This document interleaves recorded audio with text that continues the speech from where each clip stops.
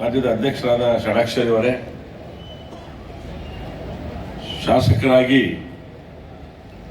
ಬಹಳಷ್ಟು ಉತ್ತಮ ಕಾರ್ಯಗಳನ್ನು ಮಾಡ್ತಾ ಇರುವಂತಹ ಬೇಲೂರು ಗೋಪಾಲ್ ಕಿಟ್ನ ಅವರೇ, ಸಂಗಮೇಶ್ ಅವರೇ, ವಿಧಾನ ಪರಿಷತ್ತಿನ ಶಾಸಕರುಗಳಾಗಿರುವಂತಹ ಅರುಣ್ ಅವರೇ, ಬಲ್ಕೇಶ್ ಬಾನು ಅವರೇ, ಭಾರತಿ ಶೆಟ್ಟಿ ಅವರೇ, ವಿಶೇಷವಾಗಿ ಶಿವಮೊಗ್ಗದಲ್ಲಿ ಜಿಲ್ಲಾ ಆಡಳಿತವನ್ನು ಅತ್ಯಂತ ಯಶಸ್ವಿಯಾಗಿ ನಿರ್ವಹಣೆ ಮಾಡ್ತಾ ಇರುವಂತಹ ನಮ್ಮ ಜಿಲ್ಲಾಧಿಕಾರಿಗಳೇ, ಜಿಲ್ಲಾ ರಕ್ಷಣಾಧಿಕಾರಿಗಳೇ, ವೇದಿಕೆ ಮೇಲಿರುವಂತಹ ಎಲ್ಲ ಗಣ್ಯರೇ, ಬಹಳ ಇನ್ನೂ ಹೇಳಬೇಕು ಅಂದರೆ ರಾಜ್ಯದ ಬೇರೆ ಬೇರೆ ಭಾಗದ ಎಲ್ಲ ತಾಲೂಕಿನ ಅಧ್ಯಕ್ಷಗಳು ಕೂಡ ಬಂದಿದ್ದೀರಾ, ಜಿಲ್ಲಾ ಅಧ್ಯಕ್ಷಗಳು ಕೂಡ ಬಂದಿದ್ದೀರಾ.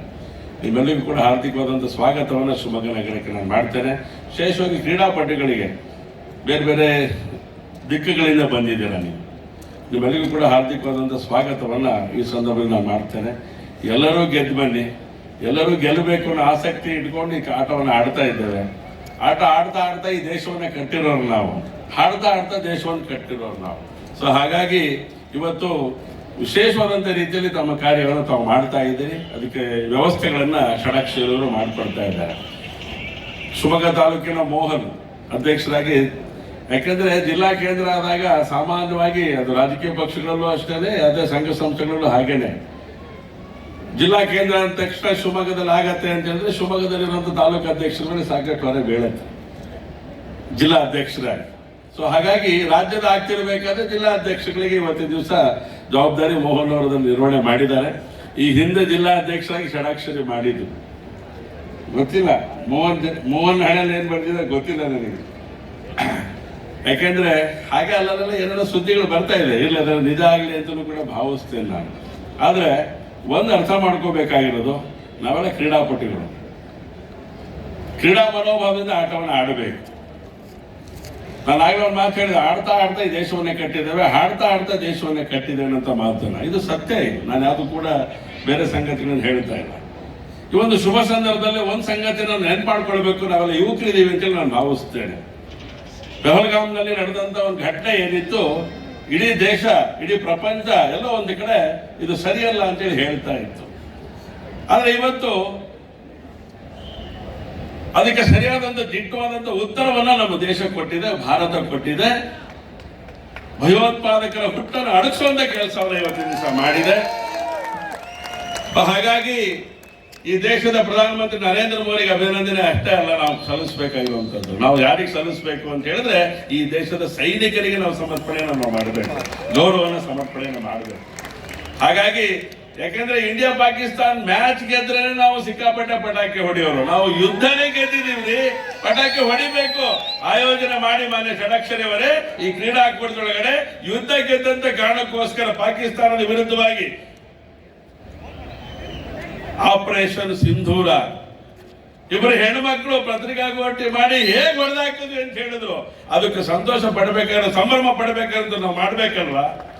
100 ಜನ ಭಯೋತ್ಪಾದಕರ ಹುಟ್ಟನ್ನು ಅಡಗಿಸಿ ಈ ದೇಶ ಏನು ಅಂತೇಳಿ ತೋರಿಸಿದೆ, ದೇಶದ ತಾಕತ್ ಏನು ಅಂತ ತೋರಿಸ್ಕೊಟ್ಟಿದೆ.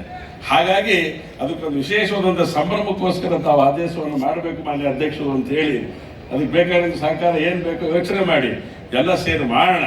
ಆದ್ರೆ ಒಂದು ಸಂಭ್ರಮ ಆಚರಣೆಯನ್ನು ನಾವು ಮಾಡಬೇಕು, ಆ ದಿಕ್ಕಲ್ಲಿ ಹೆಜ್ಜೆನ ತಾವು ಇಡಬೇಕು ಅಂತ ಹೇಳಿ ನಾವು ಈ ಸಂದರ್ಭ ಹೇಳ್ತಾ, 3 ದಿನದಲ್ಲಿ ಯಾವತ್ತಾದ್ರೂ ಒಂದಿನ ಮಾಡಿ ಸಂಭ್ರಮಾಚರಣೆಯನ್ನು ಮಾಡಿ ದೇಶದ ಯುದ್ಧದ ಬಗ್ಗೆ ತಾವು ಮಾತಾಡಿ ಅನ್ನೋ ಮಾತನ್ನ ಈ ಸಂದರ್ಭ ಹೇಳ್ತಾ, ಎಲ್ಲರೂ ಗೆದ್ದು ಬನ್ನಿ, ಎಲ್ಲರೂ ಗೆದ್ದು ಬನ್ನಿ. ಕ್ರೀಡಾ ಮನೋಭಾವದಿಂದ ಆಟವನ್ನು ಆಡಿ ಯಾರಾದ್ರೂ ಗೆಲ್ಲಬೇಕು, ಗೆದ್ದವನು ನಮ್ಮ ಸೋದರ ಅಂತೇಳಿ ಭಾವಿಸಿ, ಸೋದರ ಅಂತ ಭಾವಿಸಿ ಅವನಿಗೆ ಬೆಂತಟ್ಟಿ ಮುಂದಕ್ಕೆ ಹೋಗು ಅಂತ ಹೇಳುವಂತ ಒಂದು ಸ್ವಭಾವನ ನಾವು ನೀವು ಬೆಳೆಸ್ಕೊಳ್ಳೋಣ ಅಂತ ಮಾತ ಈ ಸಂದರ್ಭ ಹೇಳ್ತಾ, ಗೋಪಾಲ್ ಕಿಟ್ನ ಅವರು ಮಾತನ್ನು ಸಹಜವಾದಂತ ರೀತಿ ತಮಾಷೆಯಾಗಿ ಹೇಳಿದ್ರು. ಆದ್ರೆ ಷಡಾಕ್ಷರಿಗೆ ಅಷ್ಟು ಧೈರ್ಯ ಬರ್ಬೇಕಲ್ಲ, ಯಾಕಂದ್ರೆ ಎದುರುಗಡೆ ಬೇಬಿ ಕೂತ್ಬಿಟ್ಟಿದ್ದಾರೆ. ಅವ್ರು ಏನೇ ಟೋಪಿದ್ದಾಗ ಹೋಗಿ ಅಂದ್ರೆ ಷಡಾಕ್ಷರಿ ಹೋಗೋ ಪ್ರಶ್ನೆ ಇಲ್ಲ. ಹಾಗೆ ನೀವು ಯಾರು ಹೋಗ್ಬೇಡ್ರಿ, ಯಾಕಂದ್ರೆ ನಮ್ಮ ಒಂದು ಅಸ್ಮಿತೆ ಉಳಿಸ್ಕೋಬೇಕು. ನಾವು ಕ್ರೀಡಾ ಮನೋಭಾವದಲ್ಲಿರುವಂತ, ಕ್ರೀಡೆಯಲ್ಲಿರುವಂತ ಅನೇಕ ಸಂಗತಿಗಳೇನಿದೆ ಅದನ್ನು ನಾವು ಕಾಪಾಡ್ಕೊಂಡು ಮುಂದಕ್ಕೆ ಹೋಗ್ಬೇಕಾಗತ್ತೆ. ಹಾಗಾಗಿ ನಾವು ನೀವು ಸೇರಿ ಸ್ನೇಹಿತರಾಗಿ ಆಟವನ್ನು ಆಡ್ತಾ ಇವತ್ತು ಜಿಲ್ಲಾ ಮಟ್ಟದಿಂದ ಆಟವನ್ನು ಆಡಿ ರಾಜ್ಯ ಮಟ್ಟಕ್ಕೆ ನಾವೆಲ್ಲೂ ಕೂಡ ಹೋಗಿದ್ದೇವೆ. ನಾಳೆ ಗೊತ್ತಿಲ್ಲ ಇದು ಇಲ್ಲಿಗೆ ನಿಲ್ಲುತ್ತೋ ರಾಷ್ಟ್ರ ಮಟ್ಟಕ್ಕೆ ಹೋಗುತ್ತೋ ನನಗೆ ಮಾಹಿತಿ ಇಲ್ಲ. ರಾಷ್ಟ್ರ ಮಟ್ಟಕ್ಕೆ ಹೋಗ್ತೀವಿ, ರಾಷ್ಟ್ರ ಮಟ್ಟಕ್ಕೆ ಹೋಗಿ ತಾವು ಕೂಡ ಕರ್ನಾಟಕ ರಾಜ್ಯದ ಗೌರವವನ್ನು ಉಳಿಸಬೇಕು, ಕೀರ್ತಿಯನ್ನು ಜಾಸ್ತಿ ಮಾಡಬೇಕು ಅಂತೇಳಿ ಈ ಸಂದರ್ಭದಲ್ಲಿ ತಮ್ಮಲ್ಲಿ ವಿನಂತಿಯನ್ನು ಮಾಡ್ತಾ ನನ್ನನ್ನು ಅಧ್ಯಕ್ಷ ಸ್ಥಾನದಲ್ಲಿ ಕೂರಿಸಿ ಈ ಕಾರ್ಯಕ್ರಮಕ್ಕೆ ಚಾಲನೆ ಕೊಡಿಸಿದ್ದೀರಾ. ವಿಶೇಷವಾಗಿ ಎಲ್ಲರೂ ಕೂಡ ಹಾರ್ದಿಕವಾದ ಅಭಿನಂದನೆಗಳನ್ನು ಸಲ್ಲಿಸಿ ರಾಷ್ಟ್ರಕ್ಕೆ ಸಮರ್ಪಿತವಾಗಿರುವಂತಹ ಬದುಕನ್ನು ನಾವು ಕಟ್ಕೊಳ್ಳೋಣ ಅಂತ ಮಾತನ್ನು ಹೇಳ್ತಾ, ವಿಶೇಷವಾಗಿ ಸೈನ್ಯ ಗೆದ್ದಿರುವಂತ ಈ ಸಂದರ್ಭದಲ್ಲಿ ಭಾರತ್ ಮಾತಾ ಕಿ, ಭಾರತ್ ಮಾತಾ ಕಿ, ವಂದೇ. ಧನ್ಯವಾದ, ನಮಸ್ಕಾರ. ಧನ್ಯವಾದಗಳು ಸರ್. ಈ ಕಾರ್ಯಕ್ರಮದ ಘನ ಅಧ್ಯಕ್ಷತೆಯನ್ನು ವಹಿಸಿ ಅಧ್ಯಕ್ಷೀಯ ನುಡಿಗಳು ನಡೆದಂತಹ ಶ್ರೀಯುತ Channabasappa sir, is A spirit leader of Shivamogga city. ಇವತ್ತಿನ ಈ ಕಾರ್ಯಕ್ರಮದ ಜೊತೆಗೆ 2024-25ನೇ ಸಾಲಿನಲ್ಲಿ ಕರ್ನಾಟಕ